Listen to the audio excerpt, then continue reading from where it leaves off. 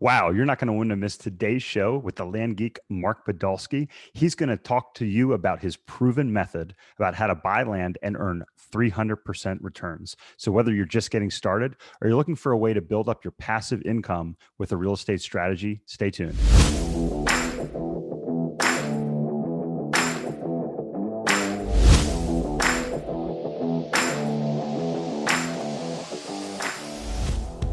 Welcome to the Next Level Income Show, where it's our goal to raise your income, investments, and your life to the next level. I'm your host, Chris Larsen. You can get your free copy of our book at nextlevelincome.com. Just click on the book link, put in your address, and I'll even send you a copy for free. Today's guest is known as the Land Geek. Mark Podolsky is widely considered to be the country's most trusted and foremost authority on buying and selling raw, undeveloped land. Today, Mark will share his journey into the world of buying, selling, and leasing raw land as an investment. He has actively invested in real estate and raw land for almost 20 years and has completed, listen this, over 6,000 unique transactions in that time.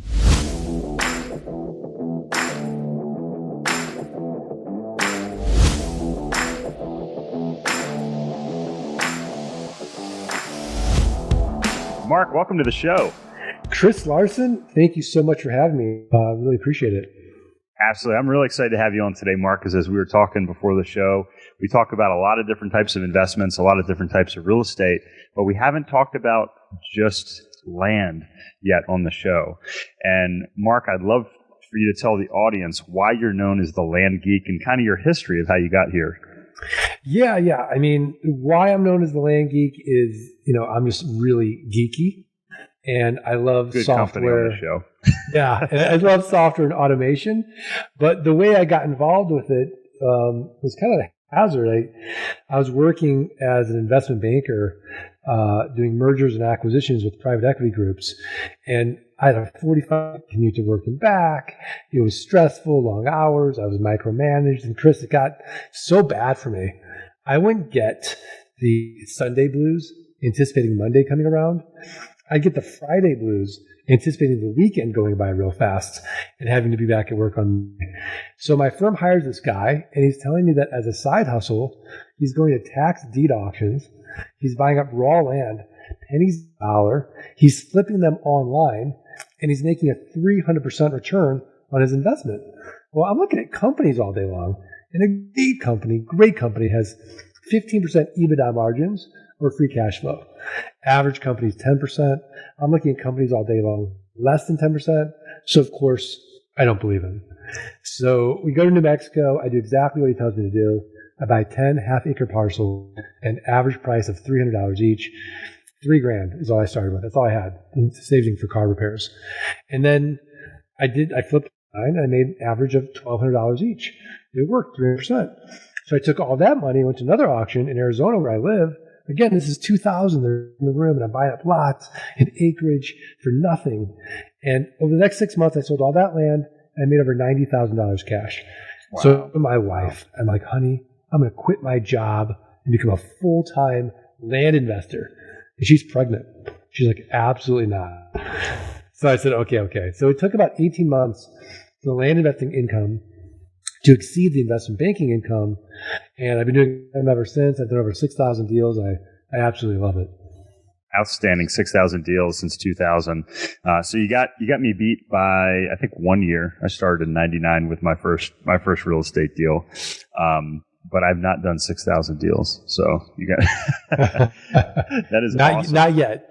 Not yet. Yeah. We are on the way. I want to dive into a bunch of different stuff, but this year marked the last year that I spent, or the last year was really the last full year. But I left the corporate world myself this year to do real estate full time, and congrats. I love.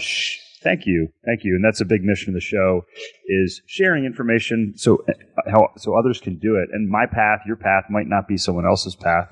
So I guess talk a little bit more. You said it took you about a year to do that. I guess talk a little bit more about how long you're in the corporate space, and just your mindset about from leaving that, and what really gave you the confidence over the course of that year or so. Yeah, so, I'd been working for that company for about 5 years. And I remember, I think it was in 99 that I read Rich Dad, Poor Dad.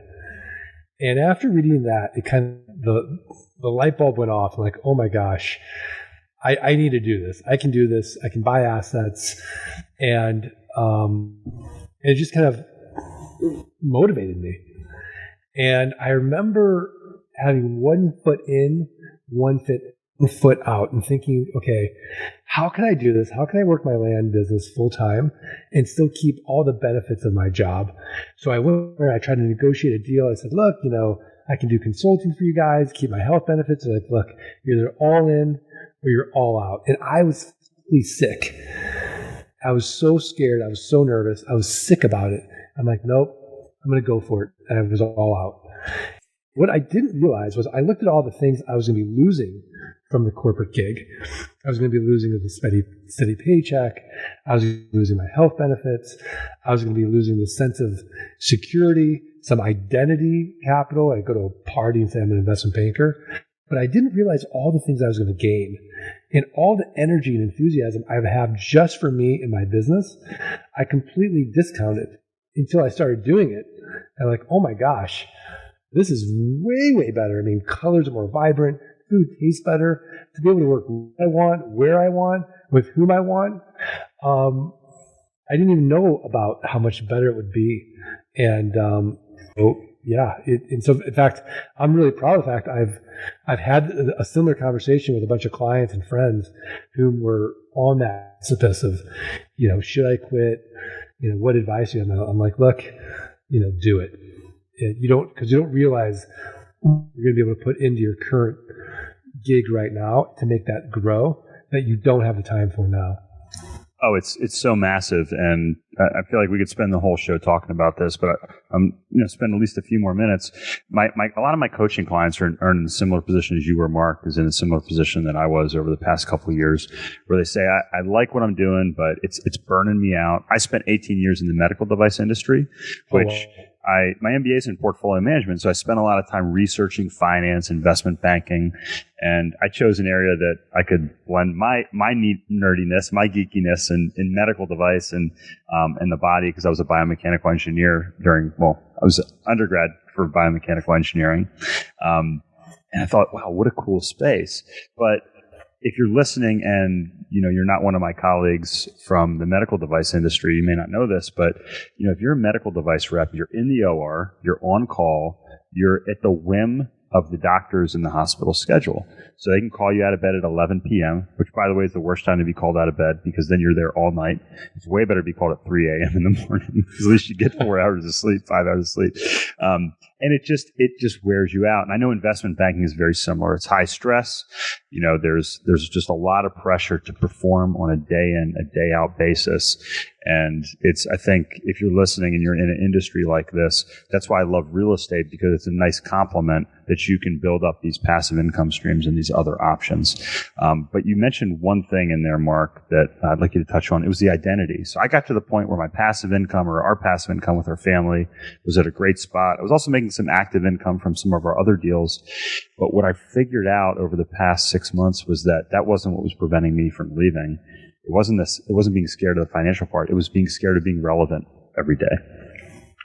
Yeah, I mean, it is a real thing, right? And I think they call it an identity quake, when it's just everything just your whole world is sort of shaken up. And who you thought you were and the stories you told yourself is completely different now, and you have to sort of adjust to kind of new reality. And it takes some time, and it's really scary to shed that. It's in a way, it's almost like a death. And, unfortunately, a lot of people are afraid to go through it. Yeah. But it's almost, I think of, like what is it? Like a chrysalis, right? You got to struggle and to get out of that and grow. And then all of a sudden you're this butterfly and you're flying. But you don't get to be that butterfly until you've gone through that struggle. And whether it's a psychological struggle or if it's a financial struggle, or either way, so for us it was more psychological, because we'd already had proof of concept that our real estate investing model had worked for us. But we go through that struggle psychologically with identity, then now we're fine. Yeah. No, absolutely. I think especially if you're in something that's high pressure, high need, you feel like people need you. And so if you're listening, I will tell you that, I was scared to death 3-6 months ago to go through this process. But after doing it, I found it exactly what Mark said. You have this renewed energy. And I think, it's an energy internally, but it's also an external energy. It's really interesting what happens and kind of the doors that start to open. So if you're going through that process, feel free to reach out to Mark or I. We'd love to share some more on that. So let's dive into land versus real estate, Mark. So if you could kind of compare and contrast. So our specialty is multifamily syndications. So we're buying cash flow properties. We're controlling the appreciation on the way up. We're selling them on the way out. So some people that are familiar with what we do might hear you say, "Oh, I'm buying raw land," and be like, "That sounds really risky." Tell us what the differences are, positive, and some of the potential downsides. Well, I'm going to teach you now, Chris, exactly what I do. I'm going to walk you right through. So you live in Asheville, North Carolina, correct? Absolutely. All right, I'm going to pretend that you owe $200 in back taxes on land in Texas. Let's say it's 10 acres. And then what I'm going to do... I didn't know that, but okay. Yeah, and then so what you're advertising to me are two important things. Number one, you have no emotional attachment to the raw land. You're in North Carolina, the property's in Texas. And number two, you're distressed in some weird way. Because you haven't paid your taxes and we don't pay for things, we don't value them in the same way. Yep. So what I'm going to do is send you an actual offer for your 10-acre property. Now, the way that I'm going to determine the offer is I'm going to look at the comparable sales of your 10-acre parcel. I'm going to take the lowest comparable sale. Let's say it's $10,000. I'm going to divide by 4. That's going to get me what Warren Buffett would call a 300% margin of safety. I'm going to send you an actual offer of $2,500, contingent upon due diligence, taxes, etc. You accept it. Why? Because each month the county treasurer is sending you a notice saying, "Chris, you don't pay your property taxes, you're going to lose this property to a tax lien or tax deed investor." So for you, $2,500 is better than nothing. Now, in reality, 3 to 5% of people accept my quote-unquote top dollar offer. Yeah. But now that you've accepted it, I've got to go through due diligence or this in-depth research. And I got to confirm you still own the property. Back taxes are only $200. I have to make sure there's been no breaks in the chain of title. I have to make sure there's no liens or encumbrances. I want to make sure there's something compelling about the property. What's the access like? How far from services? What can I do out there? What are the restrictions? So I have this whole property report. Now, I outsource that to my team in the Philippines. It costs about $100, and they're connected to an American title company. And at the same time, I'm getting the plat maps, aerial maps, GIS maps, everything that my new buyer is going to want to know as well. So I'm creating my marketing package. Now, once that's done, everything checks out, I'm going to buy the property. Now, because it's only $2,500, I'll self-close, and it won't go through a title company. But if it's $5,000 or more, I won't take that risk. I'm going to close through a title company. Now that I own the property, I'm going to sell it 30 days or less, and I'm going to make it cash flow just like one of your units. Well, what am I going to do? I've got a built-in best buyer. Do you know who it is? Don't know. The neighbors. I'm going to send out neighbor letters saying, "Hey, here's your opportunity. Protect your privacy, protect your views, know your neighbor." Oftentimes the neighbors will buy it. Now, if I pass, I'll go to my buyers list. My buyers list passes, I'll go to a little website you've probably never heard of called Craigslist, 10th most trafficked website in the United States. I'll go even smaller on Facebook, the marketplace and groups, and then I'll go to Lands, landmodo.com, landsofamerica.com, landandfarm.com, landflip.com, landhub.com, all these platforms where people buy and sell raw land. Maybe I'll go to Zillow.com. Now, but the way that I can sell it so quickly is I'm going to make it irresistible to my next owner. I'm going to say, "Look, own this 10-acre parcel for $2,500 down and make it a car payment, let's say $449 a month at 9% interest over the next 84 months. And money out on the down payment, I might go 6 to 10 months out, and then I'll make it a car payment, $449 a month, 9% interest over the next 80 months. And Chris, I have no renters, no rehabs, no renovations, no rodents. And because I'm not dealing with a tenant, I'm exempt from Dodd-Frank, RESPA, and the SAFE Act, all this onerous real estate legislation. So the game we play is, can we create enough of these landowners where our passive income exceeds our fixed expenses. And now we've not only just solved our money problems, we've solved our time problems, and we have total freedom. I love it. And you remind me of a strategy I read about when I was starting my real estate career by Lonnie Scruggs. And sure. he said, he was the mobile home guy, right? Yeah. I forget what his book was called, but he said Deals on Wheels. Deals on Wheels. Yes, thank you. I had that little paperback book. Is he still alive? Do you know? No, he passed away. But I like his model. I don't love his model, but because you're still dealing with something physical. Sure. But with Lonnie, and Lonnie, he would own a finance. Yeah, I saw him at a meeting, and I swore he was like, he had to be 70 or 80 or 90 years old back then. That was 20 years ago. But he'd say, buy wholesale, finance retail. And that's what you're talking about. So if you're listening, catch that nugget that Mark just said, buy wholesale, finance retail. I think that's phenomenal. And I love the part, I mean, frankly, after dealing with tenants for 21 years in some way, shape, or form, I love the sound of not having to deal with tenants and having raw land. Yeah, and then the geeky part of you is really going to like this because we've got 90% of the business automated with software on the front end, software on the back end called geekpay.io. It's a set and forget it collection system where they make their down payment via credit card and then we collect H automatically. But if they're ACH, it does all the notifications and does all the accounting and everything. But then we also have inexpensive virtual assistants who are running the business. So I spend about an hour a week in the business managing it. They're just looking at numbers. So it's a machine. That's phenomenal. So you just taught us, Mark, and if you've checked out our website, nextlevelincome.com, our mission is to help people achieve financial independence through education and also through opportunities. But the education is something that we really connect on here. So share a little bit more with the audience about, if they say, hey, well, that was really cool. What's your model for teaching others how to do this? And how can people kind of learn the next steps with respect to that?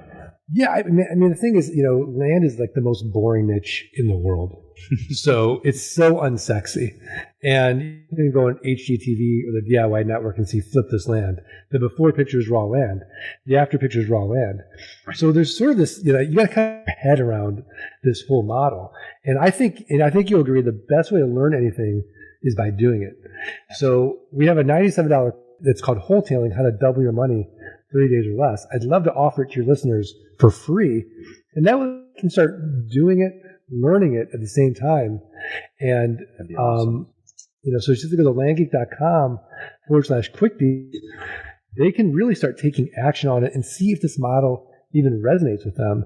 But I like to tell the multifamily people, this is a great gateway drug into doing those bigger multifamily deals and build up your cash reserves, build up your confidence in real estate.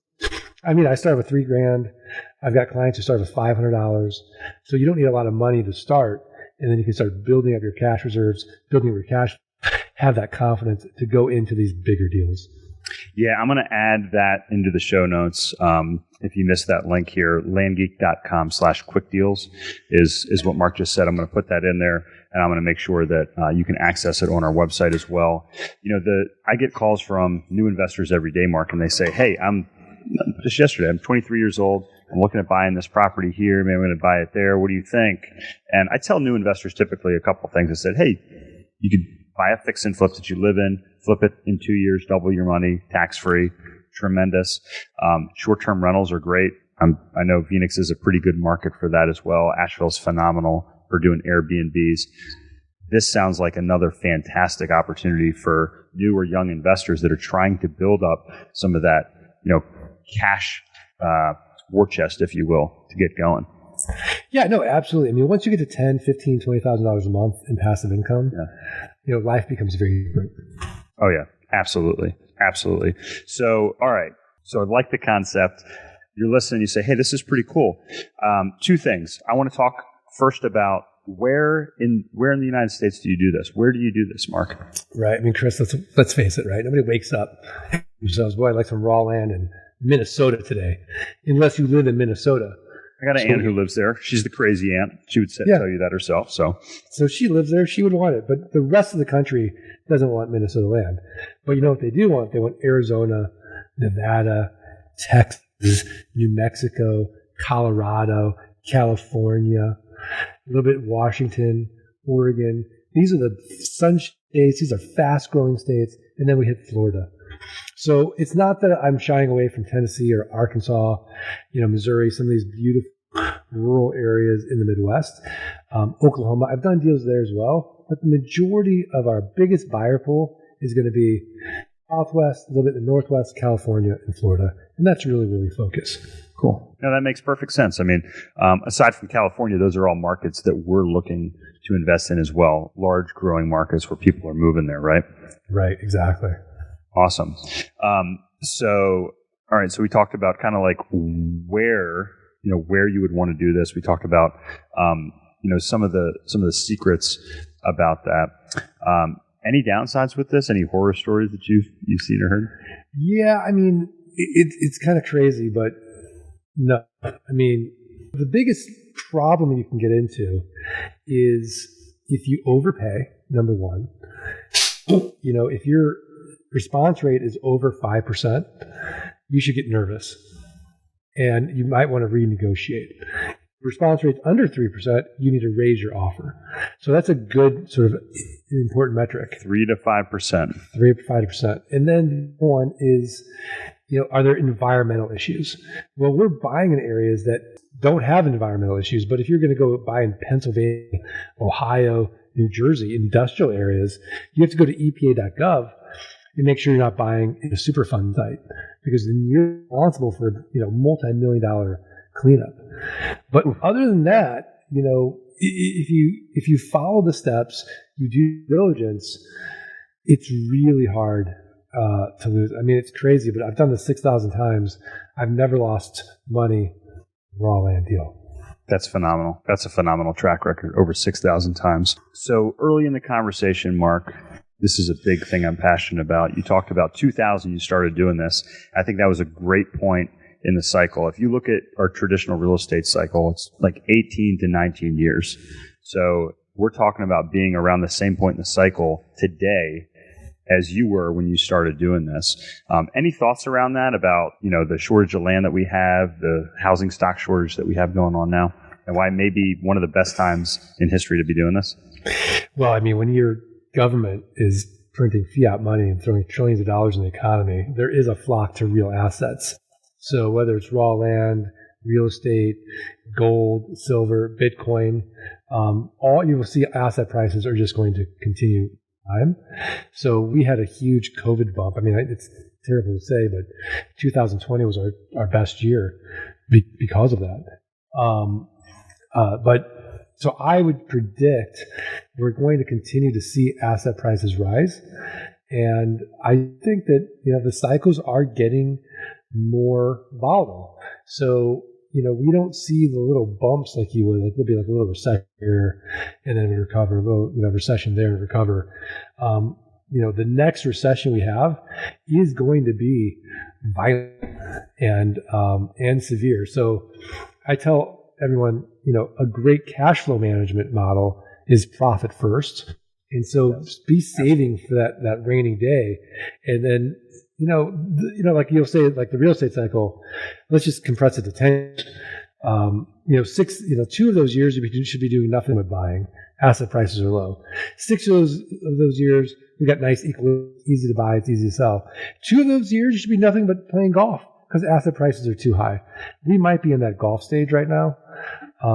We're still finding deals in raw land, but my friends in multifamily are, complaining about these 3 caps, 4 caps.